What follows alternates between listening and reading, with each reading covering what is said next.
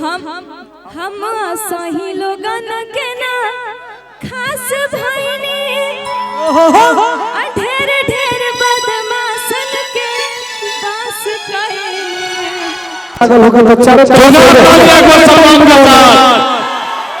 लेकिन ये प्यासी जी ऋषि जी लड़का लहंगा खोजा था वो फ्री में चिंता जन कर न जनुआ तोरा मजनुआ के बाजार की रहता मॉनिटर में आग लग गई।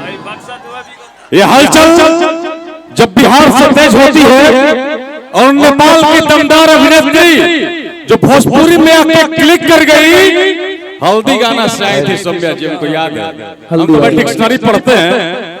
हल्दी गाना से सौम्या पोखरल का एंट्री हुआ था और टुनटुन यादव जी का ये गाना बड़ा गुनगुनाती है। आपको मालूम होना चाहिए हम असली लेवल के ना खास भाई नहीं, जाके ढेर बदमाशन के पास कोई नहीं। देखिए सौम्या पोखरल जी सोशल मीडिया पे मुझे बहुत जगह सपोर्ट करती हैं, इसके लिए बहुत बहुत धन्यवाद आपको। मॉनिटर में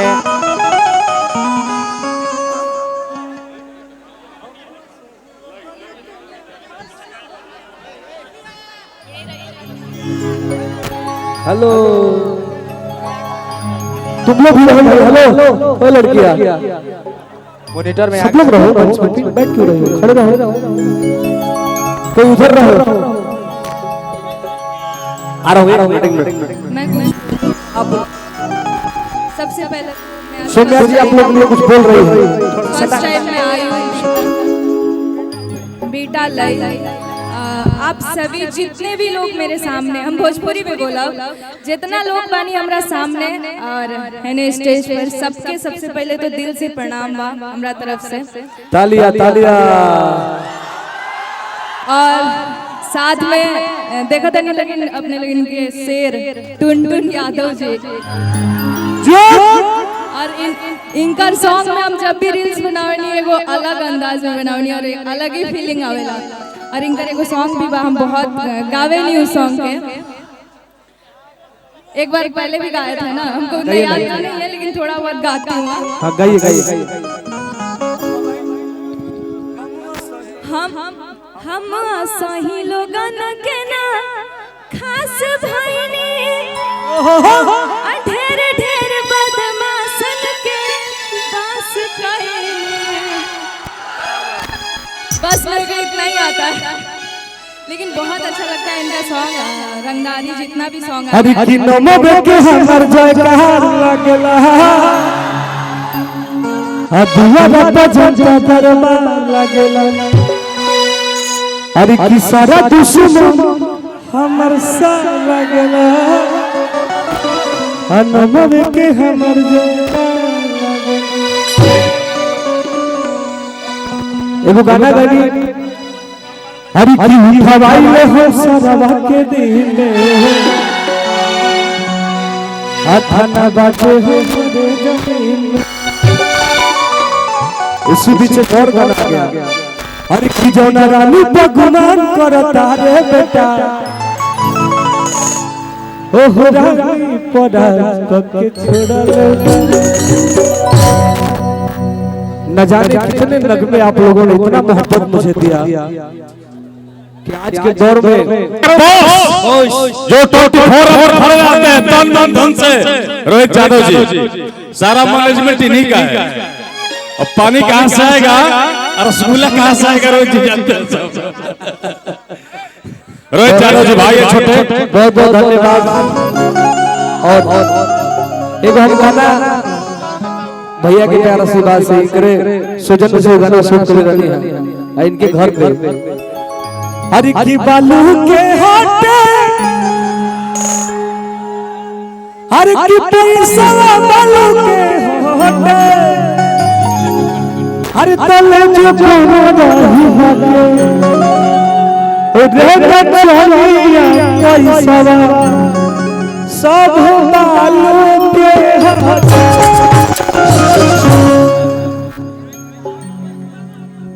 तो ये गाना भैया के घर पे शूट हो रहा, बहुत अच्छा मार्केट में ये गाना रन करता, हर जगह प्यार से बात मिलता और जरना भी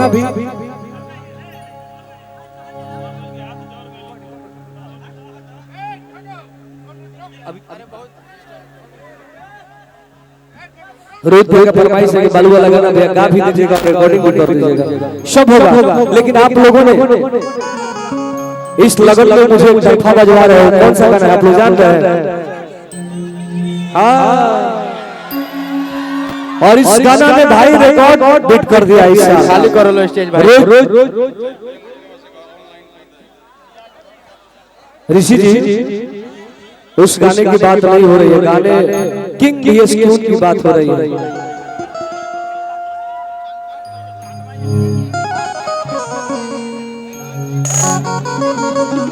थोड़ा खींच ले, खींच ले, खींच रहे भैया।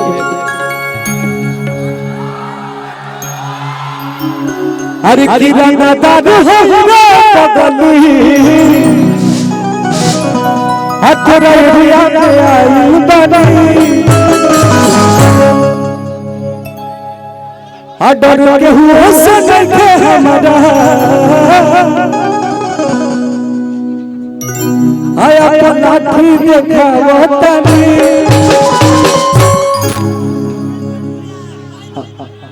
आई love you too, I love you too भाई। अरे की उठावाई में हम सारा वक्त दिन राजन भैया नहीं सुना।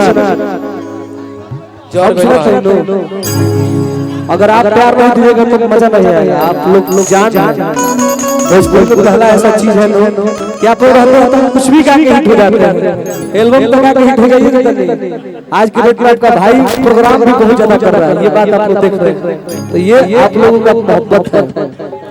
हरि की उठा भाई ये हम सारा बात कहती हैं थाना बातें हो जमीन।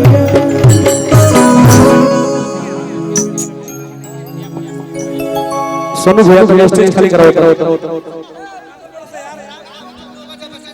अच्छा देखिए गार्जियन लोग हैं और सभी लोग अपने हमारे मुखिया संघ के भैया भी आए हुए हैं, नेताजी का मैं स्वागत करता हूं। मैं चाहता हूं कि कार्यक्रम 2 मिनट शांति हो तो मैं आपको बुलाऊं और मंच पे जितने आवश्यक लोग थोड़ा सा खाली कर दे तो अच्छा रहेगा। अब अभी कार्यक्रम चालू होगा। मुझे मालूम है आपकी मोहब्बत। एक लड़के ने आगे कहा कि भैया चले ना जिला में हमारे शासन में जानो नमवा भावे को छोड़ कर प्रशासन में जानो। तो यहाँ सभी शासन और प्रशासन सभी लोग अपने हैं। रोहित बाबू और थोड़ा सा खाली कर दीजिएगा तो कार्यक्रम बढ़िया होगा। डांस वांस का दौर थोड़ा सा पीछे करवा लीजिए धीरे से।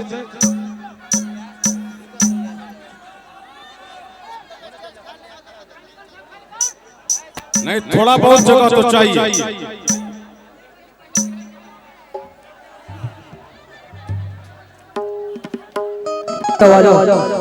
सुमेश जी आप भी मेरे पास ही रहो।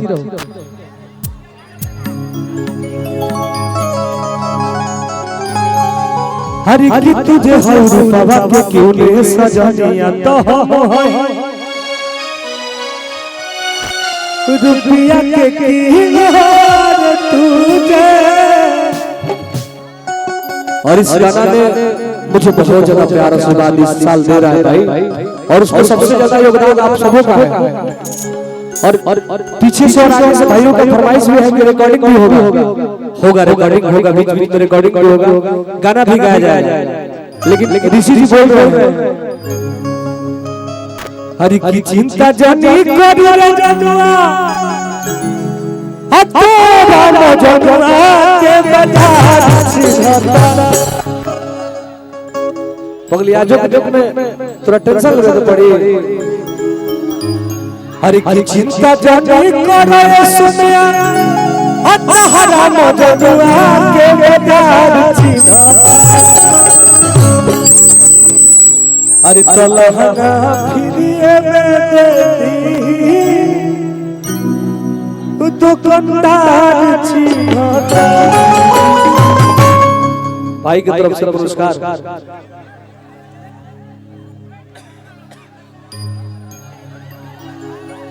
अरे क्यों नहीं को दबा पैसा के लफड़ा अच्छा जाने किने को मार्केट से कपड़ा।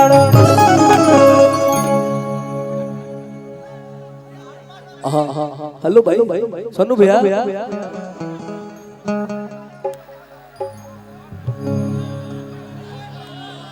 हरि की हम नहीं जननी हमारा जिंदगी उजड़बू दिलवा तू ही जानबू हमारा से प्यार करके दोसरो मरबू दिलवा तू ही जान। देखिए अगर प्रोग्राम का जो मैनेजमेंट लिए हैं उनसे आग्रह है कि आना जाना इसको कम करवाओ भाई, फिर मजा नहीं आएगा, मुंड नहीं बन रहा है। हरि की हजार दोसर नहीं खोतिया रसीला तहरा जान के नामे बैठीला। और देखिए नहीं हमारे म्यूजिशियन टीम का मुंड बन रहा है, नहीं हमारा बन रहा है। अगर ज्यादा दिक्कत होगा तो मैं रिकॉर्डिंग करने लगूंगा। हाँ रुपया के अरे तो तुझे हौर बाबा के क्यों ने सजनिया तो हो दुनिया के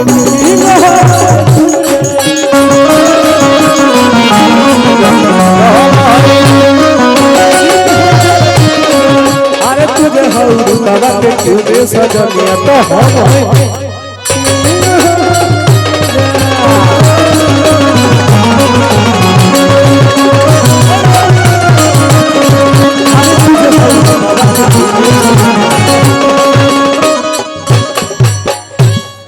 हम गाएंगे, लेकिन आग्रह है साउंड वाले भाई से कि ये गाना एक बार आप बजा दो, थोड़ा सा हम लोग मुंड को अपने बना ले और उसके बाद फिर गाया जाएगा। ऋषि बाबू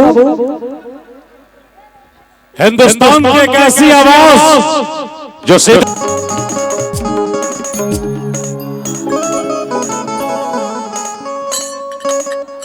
हरि की चिंता जानी करू रे जनुआ तेरा मजनुआ के बाजार है न दीवाना बड़ा सो भाई हमारे इधर की जनता बहुत चाहने वाले हैं भाई, इधर रहो। हरि की चिंता जानी करू रे जनुआ तेरा मजनुआ के बाजार हाउ फैंस जो है वो कटर फैंस है। एक बार सब लोग हाथ उठावे, जे भी ऑटो में बैठल बा सब लोग हाथ उठावे। हरि की कोई कंधा बिछी होता हरि तलहन फिरे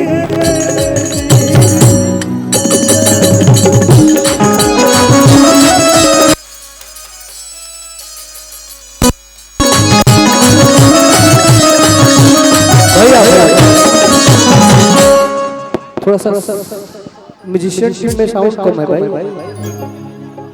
ठीक बा चलो लाइन एगो हिनका लेखा लड़की और हमरा लेखा लड़का के प्यार बा। लड़कियां कहती है भैया रे अरे क्यों लाइन को तो बाटे पैसा के लफड़ा आजा जाने किने को मार्केट से ककड़ा। हरि की झूठ कहे लकी खाना खाना दार चिन्हता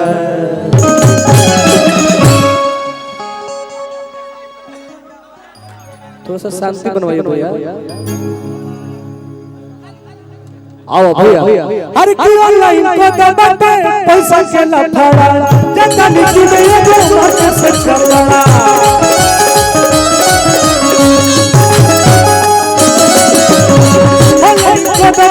पैसा के लफड़ा जता नीति में ये मार्केट से ककड़ा। अभी की झूठ कहे लकी खाना खाना दार चिन्हता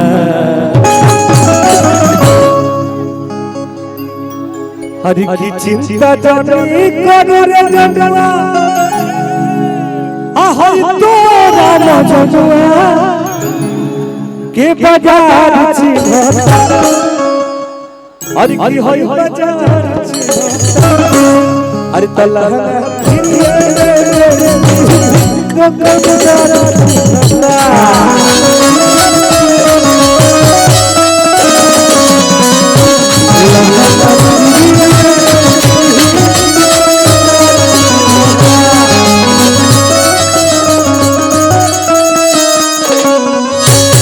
ला